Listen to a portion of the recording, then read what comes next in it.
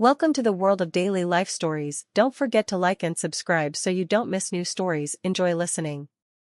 The denial. The day had started like any other for Natasha Bennett, a mix of calm determination and careful planning. Natasha was a self-made entrepreneur, a woman whose journey from humble beginnings to corporate success was nothing short of remarkable. She wore her success with quiet confidence, a black woman who had shattered countless glass ceilings, each crack resonating with hope for others who looked like her. But today, she was about to face a test of her resilience that would eventually become a turning point in her life. Natasha arrived at the airport with time to spare, her carry-on suitcase rolling effortlessly behind her. She had a first-class ticket on one of the world's most prestigious airlines, a reward she rarely indulged in despite her ability to afford it. Natasha had an important business meeting in London the next day and had planned this trip meticulously. Her assistant had booked her a spot in the airline's VIP lounge, ensuring she'd have a comfortable place to relax before her flight. The lounge entrance was guarded by a sleek desk, where a young woman in a tailored uniform greeted guests with polished smiles. Natasha approached the desk, handed over her boarding pass, and waited patiently. The attendant, Emily Richards, took a quick glance at the boarding pass and then at Natasha. Her polished smile faltered slightly, replaced by a look of skepticism. "I'm sorry, ma'am," Emily said, her voice overly professional. "This lounge is exclusive to first-class passengers." Natasha's eyebrows arched slightly, her calm demeanor unshaken. "I am a first-class passenger," she replied, her voice steady but firm. Emily hesitated, glancing at Natasha's outfit, a simple yet elegant pantsuit that, while impeccably tailored, didn't scream ostentation. Natasha's skin color seemed to linger in the attendant's gaze as she hesitated once more. "I'll need to confirm this with my supervisor," Emily said, picking up a phone and turning slightly away. Natasha waited, her arms folded across her chest. She wasn't new to this. The subtle and not-so-subtle ways people questioned her place in spaces she had every right to occupy were familiar. Her success had not come without such moments, and she had learned to pick her battles. But today felt different. Today, she wasn't in the mood to let this slide. After a few minutes of whispered conversations, Emily returned, still looking uneasy. "I'm sorry, but we're unable to grant you access at this time," she said, her tone final. Natasha stared at Emily, her dark eyes boring into the younger woman's own. "And why is that?" she asked calmly. Emily fidgeted. It's just a policy. I'm sorry for the inconvenience." Natasha took a deep breath. She could feel the curious stares of other travelers around her, their eyes flickering between her and the desk. She wasn't about to make a scene.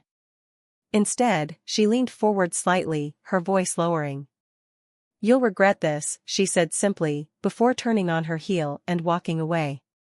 Part 2, Seeds of Determination. Natasha didn't go far.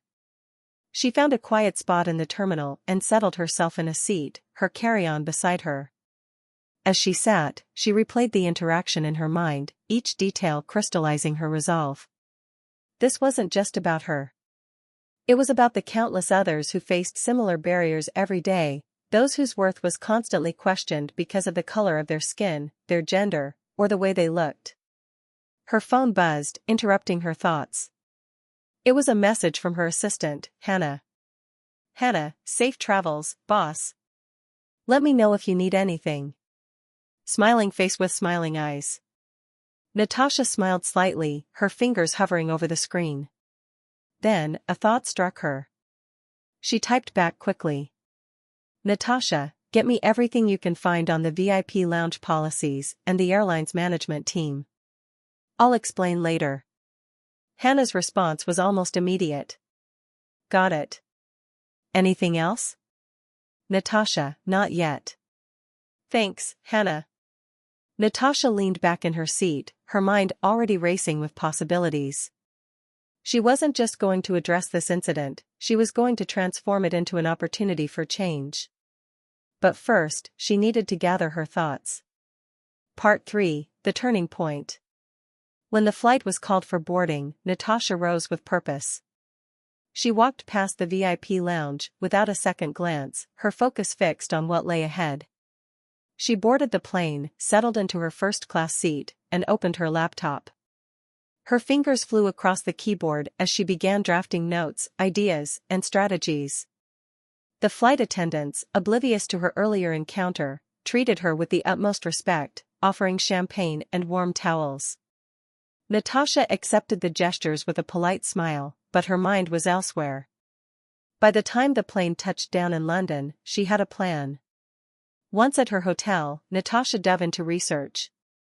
Hannah had already sent her a detailed report on the airline, its policies, and its executive team. As Natasha read, a picture began to form, a picture of an organization that, while successful, had significant blind spots in its culture and inclusivity. Part 4: The Purchase. Over the next few months, Natasha worked quietly but strategically. She leveraged her network, reached out to investors, and held discreet meetings. Her vision was clear: to acquire a controlling interest in the airline and use it as a platform for change.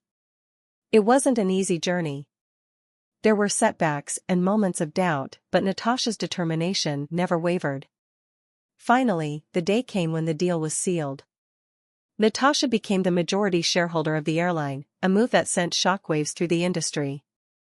The news was covered extensively, with headlines praising her boldness and vision. Part 5: The Redemption. Natasha's first order of business was to overhaul the airline's policies and culture. She brought in diversity and inclusion experts, implemented new training programs, and restructured the leadership team. And yes, she made it a point to address the VIP lounge incident.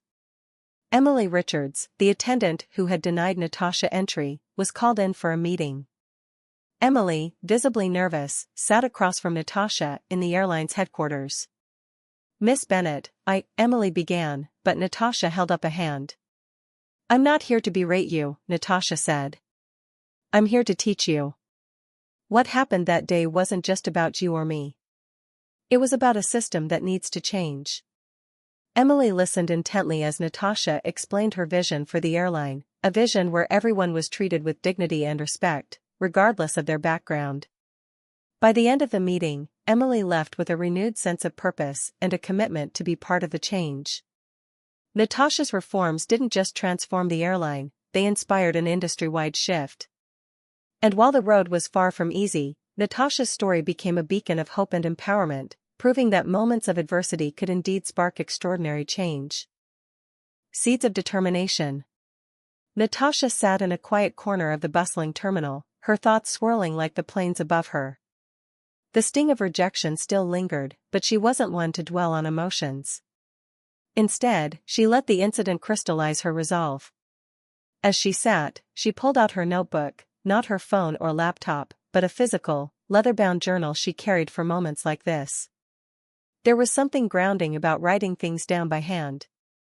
The tactile connection to her thoughts gave her clarity and focus. She opened the journal and began to jot down her thoughts, each word deliberate. 1. Acknowledge the problem. Natasha's handwriting was sharp and neat, reflecting her disciplined mind. This wasn't the first time she wrote. The subtle, unspoken message that she didn't belong in certain spaces had been a recurring theme throughout her life. Today's incident was just another chapter in a long story, one that she was determined to rewrite. 2. Take control. Her pen pressed harder against the page as she wrote, "The system won't change unless someone forces it to." Natasha wasn't just angry, she was energized. She had built her career by turning obstacles into opportunities, and this was no different. She glanced at her watch. She still had an hour before her flight. Her mind raced through the possibilities, each one more ambitious than the last. She thought about how she had arrived at this point in her life, the lessons she had learned along the way. Each challenge she had faced had prepared her for this moment. A lifetime of challenges. Natasha's journey had never been easy. Growing up in a small town with limited opportunities, she had been surrounded by people who doubted her potential.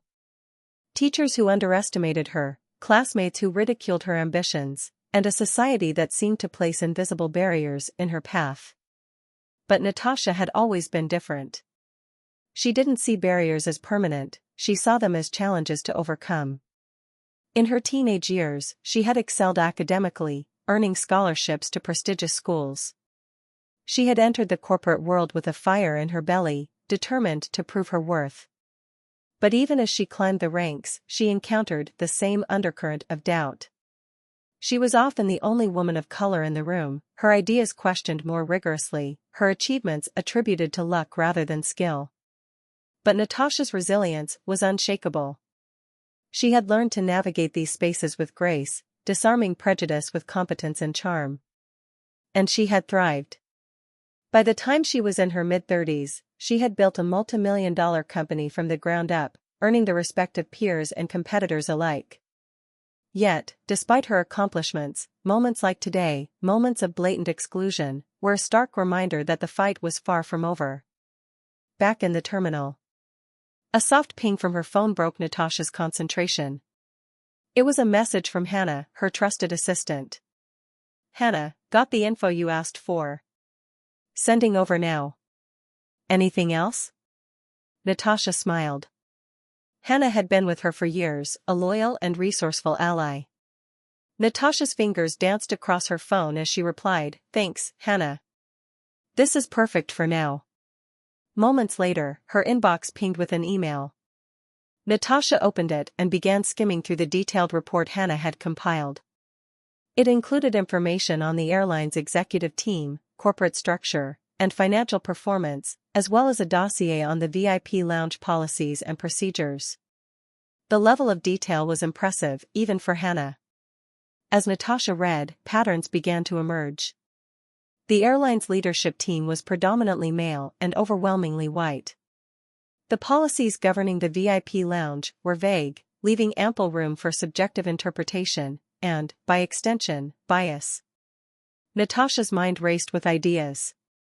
She could see exactly where the cracks were, and she knew how to widen them until the entire structure was forced to change. The flight. When her flight was called, Natasha gathered her belongings and headed to the gate.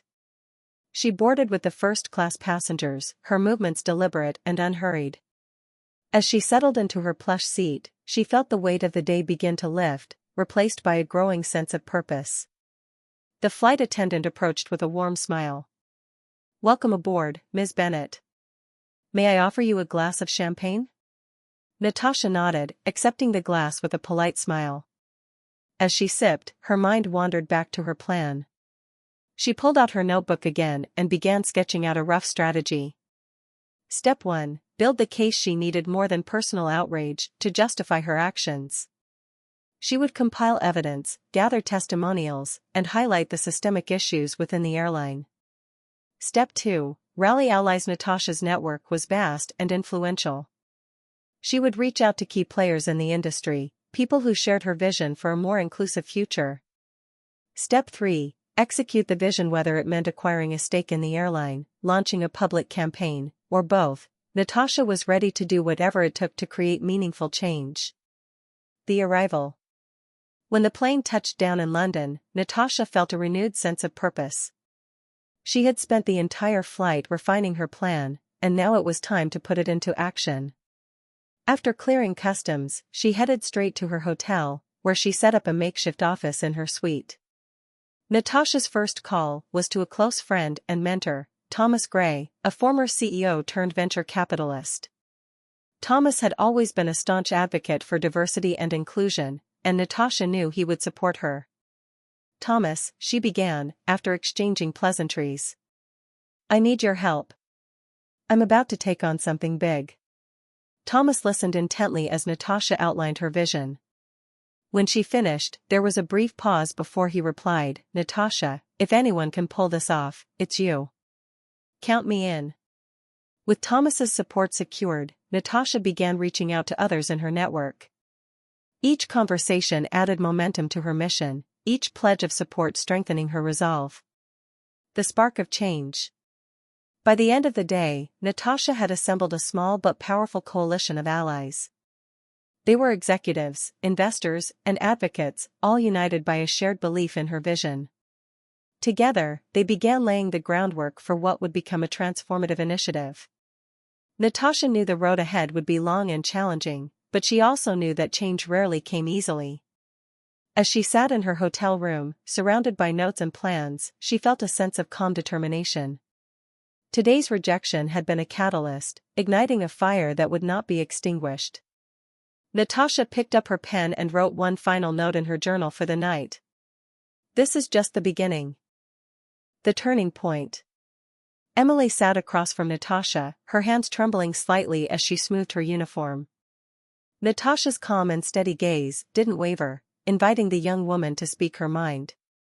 The lounge, usually buzzing with quiet murmurs of business deals and vacation chatter, seemed to hold its breath, waiting for the exchange to unfold. I want to apologize again, Emily began, her voice a mix of nervousness and sincerity. What happened at the entrance, it was unacceptable. It wasn't right. Natasha leaned forward slightly, placing her champagne flute on the table between them. Her expression softened, but her voice carried a firmness that commanded respect. I appreciate your apology, Emily. But tell me, why did it happen? Emily hesitated, her gaze dropping to her lap. I think I was following protocol. Or at least what I thought was protocol. We're trained to make quick judgments about who belongs here and who doesn't. It's unspoken, but it's there. And I was wrong. Natasha regarded her thoughtfully. That's a start. But let me ask you something deeper. When you made that judgment, what did it feel like? Did it feel natural, or did it feel forced? Emily looked up, her eyes wide with surprise. I didn't think about it in the moment. But now, looking back, it felt wrong. Like something I was supposed to do, but it didn't sit well with me. Natasha nodded, a small smile playing at her lips. That's the thing about biases, Emily. They're often ingrained so deeply that we don't question them. But once we do, we realize they don't align with who we really are. Emily seemed to relax slightly, encouraged by Natasha's understanding tone. I think I've been scared to question things here. The culture is very rigid, and stepping out of line feels risky. That fear, Natasha said gently, is exactly what keeps toxic cultures alive. Fear keeps people silent, and silence allows injustice to thrive. Emily's expression grew more determined. What can I do to change that? I don't want to be part of the problem anymore. Natasha leaned back in her chair, considering her response. It starts with you. Question what you've been taught, not just here, but everywhere. Challenge assumptions, not just the ones others make, but the ones you make yourself. And when you see someone being treated unfairly, speak up. Be the person who breaks the cycle. Emily nodded slowly, her resolve building. I can do that. I want to do that. Natasha smiled, a warmth in her eyes that hadn't been there earlier. Good. Because change starts with individuals. But it doesn't end there. The systems have to change too. Before Emily could respond, a man in a sharp suit approached their table. His demeanor was polished but stiff, and his expression was one of forced politeness. Miss Bennett, he said, addressing Natasha. I'm Greg Wilkins, the general manager of this lounge. I understand there was a misunderstanding earlier, and I want to personally apologize on behalf of my staff. Natasha met his gaze, her expression unreadable. Thank you for the apology, Mr. Wilkins. But let's not call it a misunderstanding. Let's call it what it was, discrimination. Greg blinked, caught off guard by her bluntness. Of course, I didn't mean to downplay. Natasha held up a hand, cutting him off. Let's not waste time with damage control. Tell me, Mr. Wilkins, what's your hiring process like? How do you train your staff? And what steps do you take to ensure that bias doesn't influence your policies? Greg stammered, clearly unprepared for the direct line of questioning. We have a rigorous hiring process, and our training is designed to ensure professionalism and courtesy. Professionalism and courtesy, Natasha repeated, her tone cool. Those are nice words. But they're meaningless without accountability. Do you train your staff to recognize their biases? Do you have protocols in place to address discrimination when it happens? Greg shifted uncomfortably. We could certainly do more in that area. Natasha's gaze sharpened. Yes, you could. And you should. This isn't just about me. It's about every person who's been made to feel unwelcome in this space because they didn't fit someone's narrow idea of who belongs. Greg nodded hastily. You're absolutely right. I'll review our policies and make the necessary changes. I hope you will, Natasha said, her tone firm. Because I'll be following up. And not just with you. Greg paled slightly. Of course. We'll make this right. Natasha watched him retreat, her expression thoughtful. She turned back to Emily, who was watching her with a mix of awe and admiration. Was that scary for you? Emily asked, hesitantly. Natasha smiled, her gaze softening. A little. But change doesn't happen without discomfort. Remember that. Emily nodded, her eyes shining with determination. I'll remember. Natasha picked up her champagne flute and took another sip, her mind already turning to the larger picture. This wasn't just about one incident in one lounge. It was about dismantling a culture of exclusion and replacing it with one of inclusivity. And she wasn't going to stop until that vision became a reality. The ripple effect. The next few days felt surreal to Natasha. What had started as a frustrating and infuriating incident had quickly spiraled into something much larger than she had anticipated. When she boarded the flight back to New York, the weight of the situation continued to settle over her.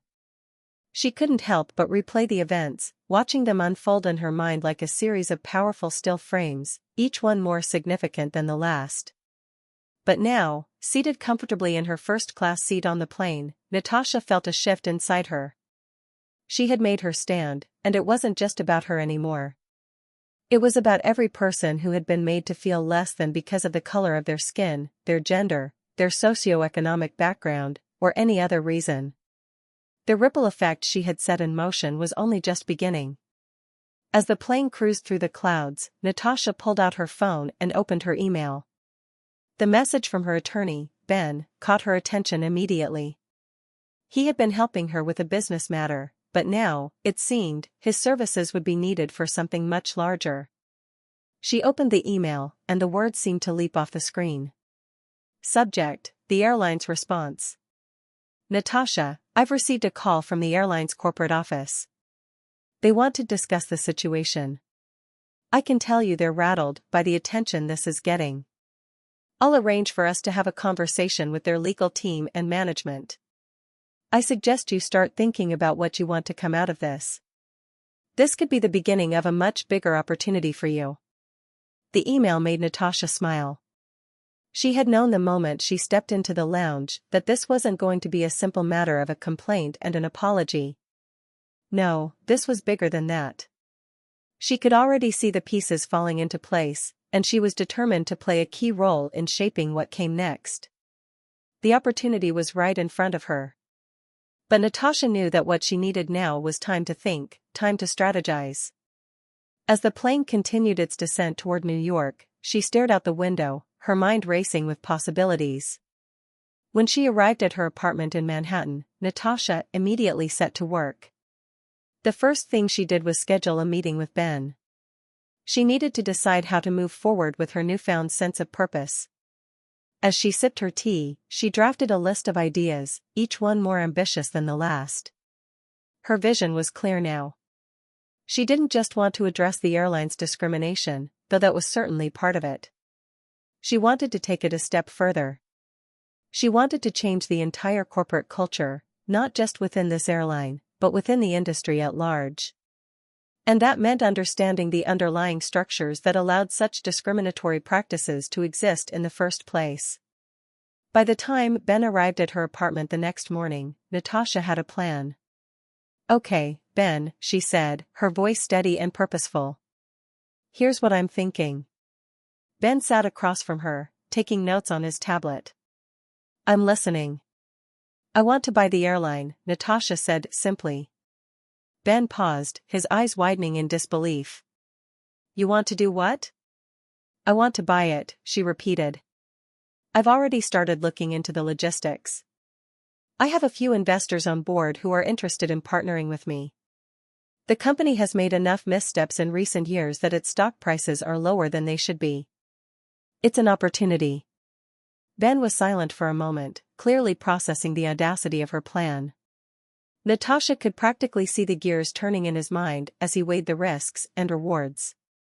You're serious, Ben finally said. I'm very serious, Natasha confirmed. I've been watching this airline for a while. I know the CEO is entrenched in old-school thinking, and I know the staff culture is toxic. But this could be my chance to reshape the entire company, start from the top down. And if I can get the majority shares, I can do it. Ben raised an eyebrow. Do you think it's even possible? Are you sure you want to dive into something so complicated? Natasha smiled. I didn't come this far by playing it safe, Ben. This airline is ripe for change. I know I can make a difference. He let out a breath, clearly impressed by her conviction. Well, if anyone can do it, it's you. The next few weeks were a whirlwind. Natasha's team of advisors and legal experts worked around the clock, navigating the complexities of corporate acquisition, stock analysis, and negotiations. At the same time, Natasha began making her presence known in the media, using her platform to highlight not just her personal story but the systemic issues within the airline industry. Her message was simple: inclusion wasn't a buzzword. It was the future. Every industry had to evolve to reflect the world's changing demographics, and the corporate world was no exception. Those who resisted change would inevitably be left behind. And Natasha wasn't the type to be left behind. In the midst of these preparations, she continued to mentor Emily, who had embraced her new role as an ally and advocate within the company. Emily was eager to help Natasha with the transition, using her position at the lounge to gather insights into the internal culture. She was the perfect inside ally. One day, as Natasha and Emily sat over lunch in a cozy cafe, Emily confided in her. I've been talking to some of the other staff, Emily said, her voice low. There's a lot of resistance to change, but there's also a lot of people who feel just like I did. They're afraid to speak up. They don't know how to challenge the status quo. Natasha leaned forward, her eyes intense. You have to be the one to lead the charge, Emily. People like you, who can see the problem, have the power to make it better. It's all about setting an example. If you speak out, others will follow. Emily nodded, her expression thoughtful. I get it. And I'm ready. But it's going to take time. There's a lot of unlearning to do. That's the hardest part, Natasha agreed. But it's the most important. As the weeks passed, Natasha's campaign to acquire the airline gained momentum. The media was buzzing with stories about her bold move, and the public was beginning to take notice. She was no longer just the woman who had been wronged, she was now the woman who was about to change an entire industry. And as she looked at her growing influence and the power she was starting to wield, Natasha realized something important. It wasn't just about the acquisition. It was about setting a precedent. She wanted to show the world that a single act of defiance could snowball into something revolutionary. She wanted to prove that no dream was too big, no obstacle too great, when you believed in yourself and stood your ground. By the time Natasha was finally in the position to purchase a controlling stake in the airline, it felt like the culmination of everything she had fought for: her journey, her principles, and her vision for a better, more inclusive future. She had faced discrimination head-on, turned it into motivation, and now, she was about to turn the tables entirely. But Natasha knew this was only the beginning. The real work was about to begin. She had a company to lead, a culture to rebuild, and a legacy to create. And she was more ready than ever. The new dawn. The day Natasha Bennett officially became the majority shareholder of the airline was the kind of day that would go down in history. Not just for her, but for the world at large. It wasn't just a corporate acquisition, it was a revolution in the making. Natasha had faced adversity, experienced personal and professional setbacks, and yet, here she was, a woman of color, a businesswoman, and now, the owner of one of the most powerful airlines in the world. She had shattered barriers that no one had even imagined could be broken, and now, she was going to reshape the industry in her own image. The first board meeting after her acquisition was held in the airline's sleek, glass-walled headquarters in downtown New York. As the newly appointed chairperson of the board, Natasha entered the room with a quiet confidence that commanded attention. She was dressed in a sharp navy suit, her dark hair pulled back into a no-nonsense bun. As she stepped to the head of the long conference table, all eyes were on her. The old guard of corporate executives, some of them having been in their positions for decades, sat in silence, unsure of what to expect. "Good morning, everyone," Natasha's voice echoed across the room. "I'm here today not just as the new majority owner of this airline, but as someone who believes deeply in the potential of what we can achieve when we operate from a place of integrity and inclusion." She paused, allowing the weight of her words to settle. "This company has a lot of work to do. We've been operating in a world that's been changing around us, but we've stayed stuck in the past. That changes now." The room was still. Natasha could feel the tension in the air, the unease of people who had spent their entire careers doing things the same way. But she wasn't going to back down. She had a vision, and she intended to see it through. "I know some of you are uncomfortable right now," she continued. "And that's good. Change is never comfortable. But it's necessary.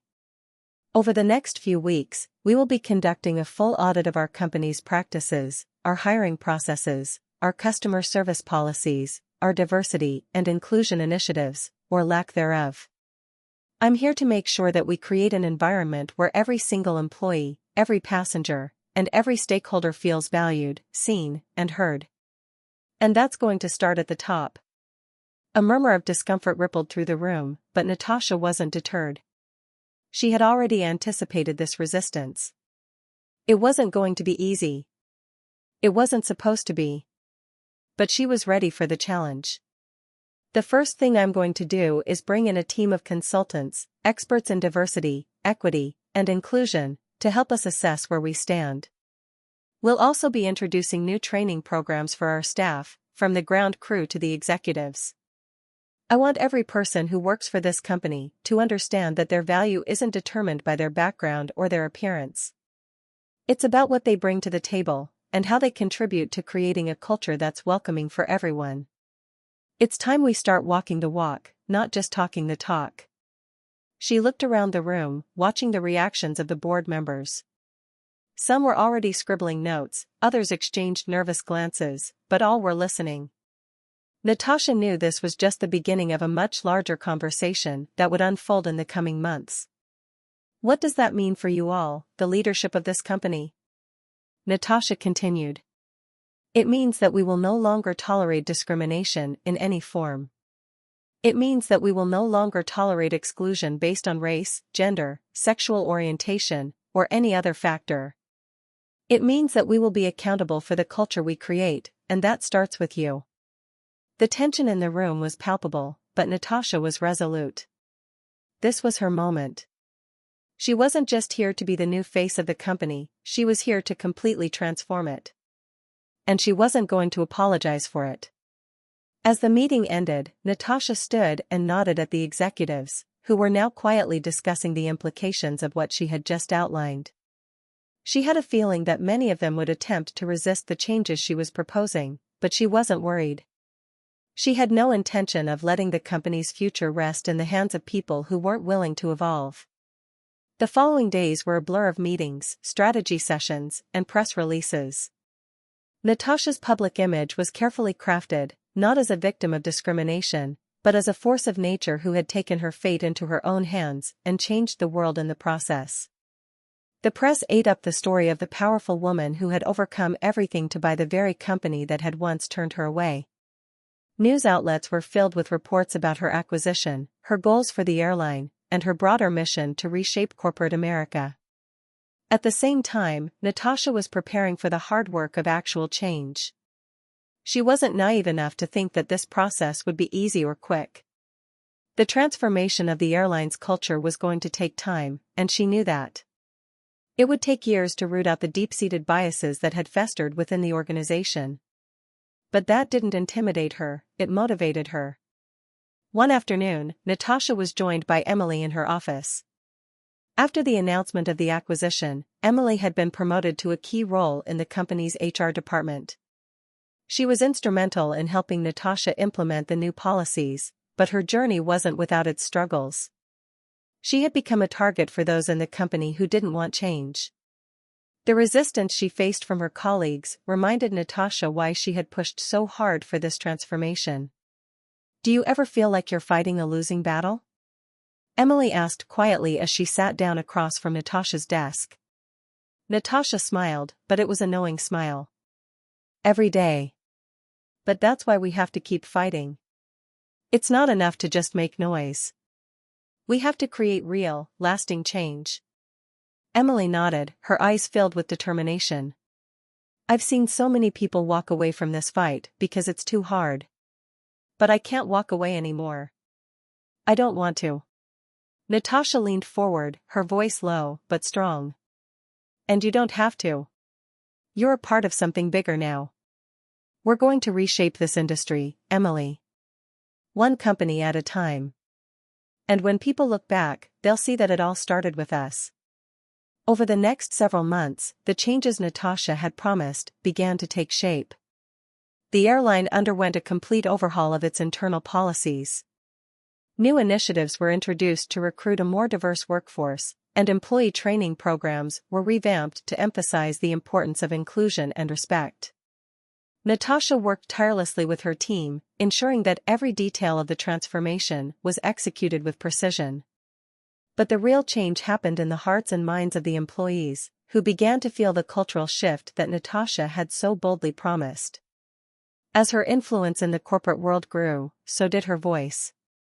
Natasha started speaking at conferences, universities, and in front of industry leaders about her experiences and the importance of diversity in the workplace.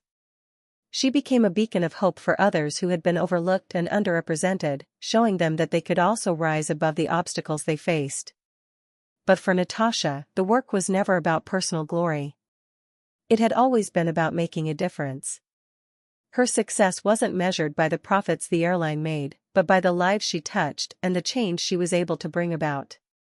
Years later, as Natasha stood at the podium of a prestigious industry award ceremony, her speech was simple, but powerful. "Change isn't easy. It doesn't come without resistance. But when we stand together, when we fight for what's right, the impossible becomes possible. We can't afford to sit on the sidelines. The time to act is now." Her words resonated with everyone in the room, and as the applause filled the space, Natasha realized she had done it. She had not only changed the airline industry but had helped pave the way for an entirely new future, one built on inclusion, respect, and the belief that everyone deserved a seat at the table. And as she looked out over the crowd, Natasha knew this was only the beginning. The work wasn't finished, it was just getting started.